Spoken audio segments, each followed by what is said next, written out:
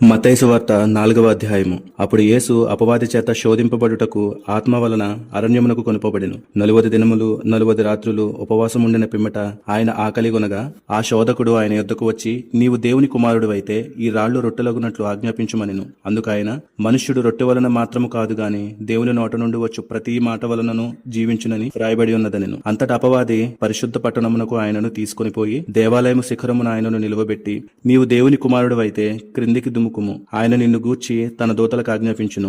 నీ పాదం ఎప్పుడైనను రాతికి తగులకుండా వారు నిన్ను చేతులతో ఎత్తుకొందురు అని వ్రాయబడి ఉన్నదని ఆయనతో చెప్పెను. అందుకు యేసు, ప్రభువైన నీ దేవుని నీవు శోధింపవలదని మరి ఒక చోట వ్రాయబడి ఉన్నదని వానితో చెప్పెను. మరల అపవాది మిగుల ఎత్తైన ఒక కొండ మీదికి ఆయనను తోడుకుని పోయి ఈ లోక రాజ్యములన్నిటినీ వాటి మహిమను ఆయనకు చూపి, నీవు సాగిలపడి నాకు నమస్కారము చేసిన ఎడల వీటన్నిటినీ నీకిచ్చెదనని ఆయనతో చెప్పగా, యేసు వానితో, సాతానా పొమ్ము, ప్రభువైన నీ దేవునికి మ్రొక్కి ఆయనను మాత్రము సేవింపవలెనని వ్రాయబడి ఉన్నదనెను. అంతటా అపవాది ఆయనను విడిచిపోగా ఇదిగో దేవదూతలు వచ్చి ఆయనకు పరిచర్య చేసిరి. యోహాను చెరపట్టబడినని యేసు విని గలిలయకు తిరిగి వెళ్లి నజరేతు విడిచి జెబూలూను నఫ్తాలీయను దేశముల ప్రాంతములలో సముద్ర తీరమందలి కపెర్నహూమునకు వచ్చి కాపురముండెను. జెబూలూను దేశమును నఫ్తాలీ దేశమును యోర్దానునకు ఆవలనున్న సముద్ర తీరమున అన్యజనులు నివసించు గలిలయ చీకటిలో కూర్చుండి ఉన్న ప్రజలను గొప్ప వెలుగు చూచిరి. మరణ ప్రదేశములోను మరణ ఛాయలలోను కూర్చుండి ఉన్న వారికి వెలుగు ఉదయించెను అని ప్రవక్త అయిన యెషయా ద్వారా పలుకుబడినది నెరవేరునట్లు